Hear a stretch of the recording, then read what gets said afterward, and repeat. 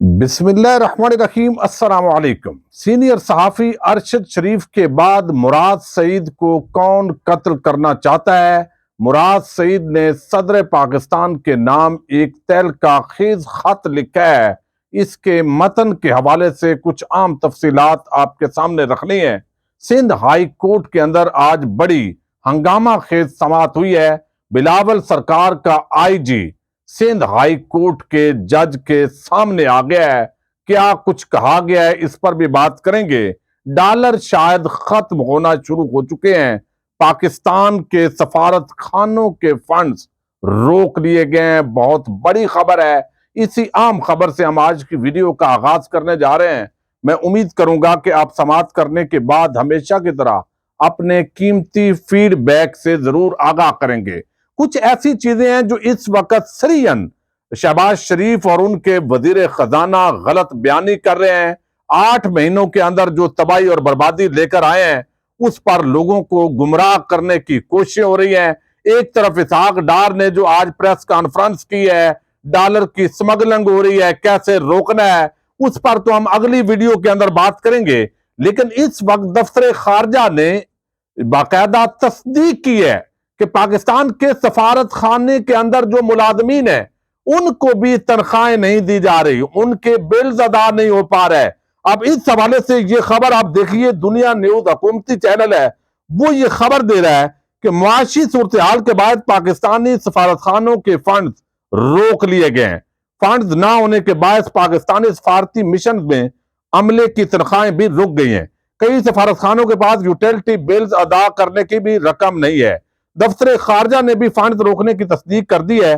پاکستانی سفارت خانوں سے صورتحال سے متعلق دفتر خارجہ کو آگاہ کر دیا ہے اور دفتر خارجہ کے ترجمان کے مطابق وزارت خزانہ کے ساتھ اٹھایا گیا ہے، اور دوسری جانب جو ہے یہ پورے اجلاس بھی ہو رہے ہیں، کارروائیاں بھی ہو رہی ہیں، عللے تللے بھی ہو رہے ہیں۔ یعنی اب آپ دیکھیے کہ پوری دنیا کے ساتھ جو آپ نے اپنا مقدمہ لڑنا ہے، جو انٹریکشن کرنا ہے، وہ آپ نے فارن آفس کے تھرو کرنا ہے، اور فارن آفس جو ہے وہ پوری دنیا کے اندر اپنے سفارت خانوں کا، سفارتی عملے کا جال بچھاتا ہے۔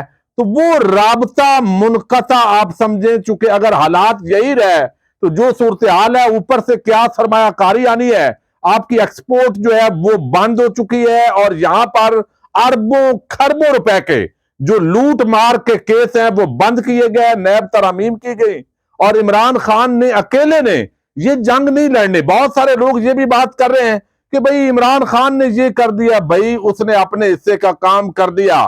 جو جتنی بڑی ڈکیٹی ہوئی ہے، پوری پاکستانی قوم کو سڑکوں پر اب تک آ جانا چاہیے تھا۔ اگر وہ نہیں آئی تو اس کا مطلب ہے کہ ہمارے اندر ابھی اتنا شعور نہیں آیا، ہمیں علم نہیں ہے کہ کون رہنما ہے اور کون راہزن ہے۔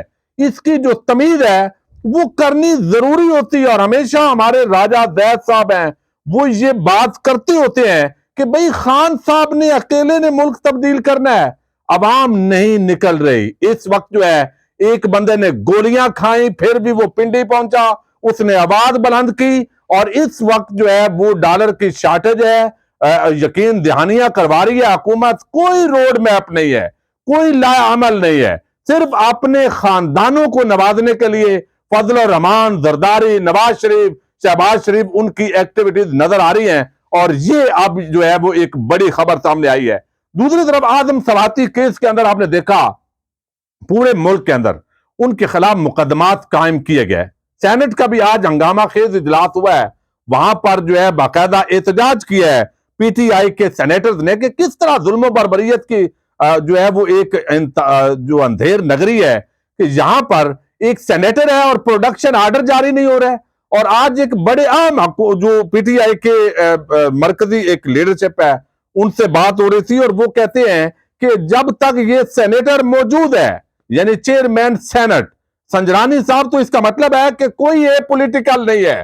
یعنی یہ ساری چیزیں اب جو ہے یہ معاملات ڈسکس ہو رہے ہیں۔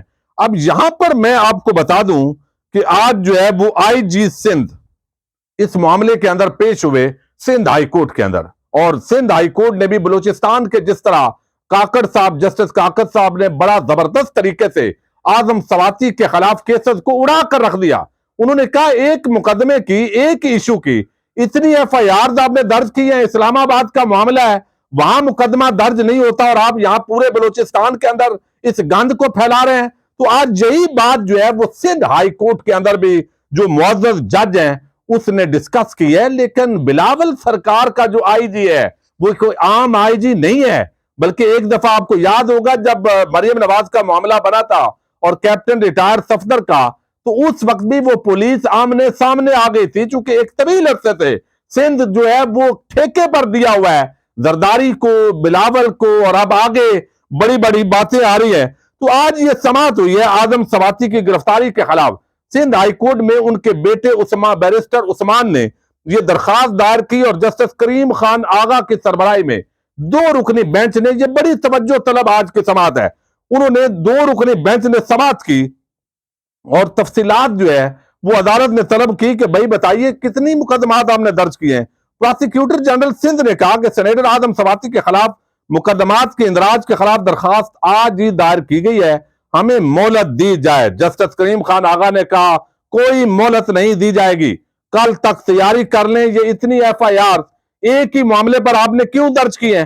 تو آئی جی سندھ غلام نبی میمن نے کو ہدایت کی گئی کہ جہاں جہاں مقدمات درج ہوئے ہیں تمام ایس ایس پیز کو بلوا لیں، اگر تمام مقدمات کی وضاحت پیش نہیں کی گئی تو آپ کے خلاف کارروائی کی جائے گی، تمام ایف آئی آرز کا انگریزی ترجمہ بھی لے کر آئیں۔ تو آئی جی سندھ نے استدعا کی کہ ہمیں مہلت دی جائے۔ جسٹس کریم خان آغا نے جواب دیا کہ کوئی مہلت نہیں دی جائے گی، کل تک تمام ایف آئی آرز اپنے لانی ہے، پولیس ہاتھ کھڑے کر لے گی تو تمام شہری کہاں جائیں گے؟ اس پر آئی جی نے جواب دیا کہ ہمارا یقین کریں، ہم کام کر رہے ہیں، آپ کہہ رہے ہیں آپ کو آئی جی سندھ پر یقین نہیں ہے، میرے لیے یہ کافی تکلیف دہ معاملہ ہے۔ تو عدالت نے کہا کہ آپ کو کوئی دلچسپی نہیں ہے، کہ آپ کو نہیں علم کہ ایک ہی معاملے کی اتنے مقدمات پورے سندھ کے مختلف اضلاع کے اندر جو ہے وہ قائم کیے گئے ہیں۔ وہ پھر آئی جی سندھ بھی چونکہ بلاول کا آئی جی ہے، بگڑا ہوا آئی جی ہے، اس نے کہا کہ ہم بھی آپ کی عزت کر رہے ہیں تو آپ بھی عزت کرمائیں، تو وہ سیدھے ہو گئے جج صاحب کو، اور عدالت نے آئی جی سندھ کو ہدایت کی کہ جو کہنا ہے مائک پر آ کر کہیں۔ آئی جی سندھ نے کہا کہ میں پورے صوبے کی پولیس کی سربراہی کر رہا ہوں، میں کوئی ایس ایچ او نہیں ہوں، آئی جی ہوں، میری عزت کریں، ہمیں 1 ہفتے کی مہلت دی جائے۔ پراسیکیوٹر جنرل سندھ نے کہا وزارت داخلہ سے تفصیلات لینی ہے کہ دیگر صوبے میں کتنی ایف آئی آر دیں۔ اس موقع پر درخواست گزار کے وکیل کو آگاہ کیا گیا کہ بلوچستان ہائی کورٹ نے تمام مقدمات کالعدم قرار دے دیے ہیں۔ تو اب یہ عدالت نے جو ہے 14 دسمبر تک اس کی سماعت ملتوی کر دی ہے، تمام تفصیلات طلب کر لی ہیں، اور کل عدالت نے کہا ہے کہ مطمئن کریں کہ آپ جو ہے مزید کوئی مقدمہ درج نہ کیا جائے، اور جو آپ نے کیے ہیں اس پر عدالت کو مطمئن کریں۔ تو جو بلاول کا وہ آئی جی ہے اس نے آج کافی لہدے ہوئی، تکرار ہوئی، اس نے کہا کہ آپ بھی ہم سے جو ہے وہ عزت ہم کر رہے ہیں تو عزت کروائیں۔ آپ بتائیں ایک ہی واقعے کی اتنی ایف آئی آر کیسے ہوئی؟ یہ معاملہ جب عدالت نے پراسیکیوٹر کے سامنے رکھا تو اس پر وہ کہتے ہیں میں کیوں، یعنی آپ کو ملازمت میں دلچسپی نہیں تو استعفیٰ دے دیں۔ جب آئی جی کو یہ کہا گیا تو اس نے کہا میں آئی جی کی طرف سے، پراسیکیوٹر نے کہا کہ معافی مانگتا ہوں، لیکن آئی جی نے کہا کہ میں سندھ پولیس کا سربراہ ہوں، میں کیوں استعفیٰ دوں، ہم عدالت کی عزت کرتے ہیں، عدلیہ سے احترام کی توقع کرتے ہیں، عدالت کے ریمارکس مجھے تکلیف ہوئی ہے، میں آئی جی ہوں، ایس ایچ او نہیں، آپ کو بھی ہماری عزت کرنی ہوگی۔ تو یہ آج بڑے سخت جو ہے وہ ہنگامہ خیز سماعت تھی، لیکن بہرحال سندھ ہائی کورٹ جو ہے وہ بھی اعظم سواتی پر جس طرح ناجائز مقدمات بنائے گئے ہیں، ایک طرف سینٹ کے چیئرمین کی سربراہی میں پروڈکشن آرڈر نہیں جاری ہو رہا ہے، کوئی تو ہے جو روک رہا ہے، اور پھر یہاں پر بھی آج یہ دھماکہ خیز سماعت ہوئی ہے۔ اب جو ہے وہ مراد سعید، انہوں نے ایک خط لکھا ہے صدر پاکستان کو، جو صدر پاکستان بھی ہیں اور فوج کے کمانڈر ان چیف بھی ہیں، ظاہر ہے ان کو یہ خط لکھا گیا ہے کہ ارشد شریف جو ہے انہوں نے بھی، آپ کو یاد ہوگا، اسی طرح خط لکھا تھا، لیکن کوئی سنوائی نہیں ہوئی تھی۔ بعد میں عدالت نے 41 دن کے بعد سو موٹو ایکشن لیا ہے۔ یہی انصاف کا جو قتل عام ہے وہی تو سب سے بڑا مسئلہ ہے اس قوم کا۔ ہم بعد میں روتے بھی ہیں، ریمارکس بھی بڑے بڑے آتے ہیں، لیکن جب معاملات کو بہتر طریقے سے ہینڈل کرنے کا وقت ہوتا ہے، جب پوچھنے کا وقت ہوتا ہے، تو اس وقت ہمارا لولا لنگڑا اور غیر جمہوری، غیر فطری قسم کا نظام انصاف وہ بالکل خاموش ہوتا ہے۔ مراد سعید جو ہے انہوں نے جو خط لکھا ہے اس کے اندر وہ لکھتے ہیں کہ مشکوک افراد میرا تعاقب کر رہے ہیں، مجھے دھمکیاں دی جا رہی ہیں، اور مجھے موت سے ڈرتا نہیں ہوں، حق بات کہتا رہوں گا۔ میرے خلاف جھوٹے مقدمات کے اندراج کا سلسلہ جاری ہے، یعنی مختلف جگہوں پر میرے خلاف مقدمات درج کیے جا رہے ہیں۔ اگست سے اب تک مجھے جان سے مارنے کی کئی دفعہ منصوبہ بندی ہو رہی ہے، کی گئی ہے، اور مجھے حکام کی جانب سے بار بار بتایا گیا کہ میری جان کو خطرہ ہے۔ یعنی مراد سعید جو ہے وہ کہہ رہے ہیں کہ میری جان کو خطرہ ہے، مجھے قتل کرنے کی منصوبہ بندی بنائی گئی ہے کئی مرتبہ۔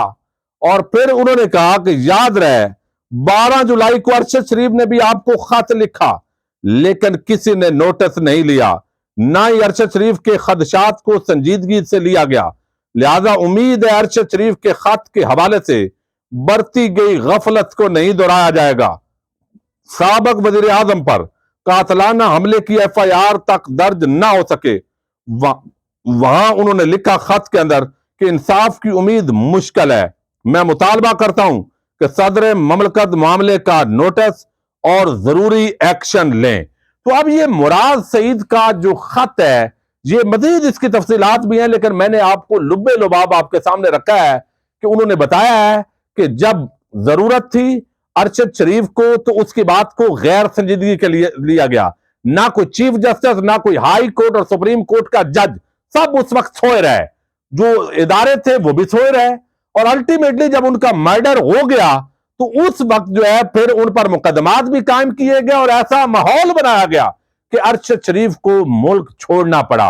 انہوں نے بتایا میرے ساتھ بھی یہی ہو رہا ہے، ریکی کی جا رہی ہے، دھمکیاں دی جا رہی ہیں قتل کی، اور میرا پیچھا کیا جا رہا ہے، اور میں بر وقت آگاہ کر رہا ہوں تاکہ انصاف مجھے فراہم ہو سکے۔ اگر میرا قتل ہو گیا تو ظاہر ہے اس کے اندر بھی انہوں نے اشارہ دیا ہے، لیکن بہرحال وہ کون ہے جو مراد سعید کو قتل کرنا چاہتا ہے، اس کا بھی خط کے اندر انہوں نے ہلکا سا اشارہ دیا ہے، یعنی وہی لوگ ہیں جو شاید ارشد شریف کو قتل جنہوں نے کیا ہے، یا عمران خان پر جن لوگوں نے قاتلانہ حملہ کیا ہے، جو بینیفیشری ہیں۔ یہ ساری چیزیں بڑی اہمیت کی حامل ہیں۔ اجازت دیجیے گا، اللہ حافظ۔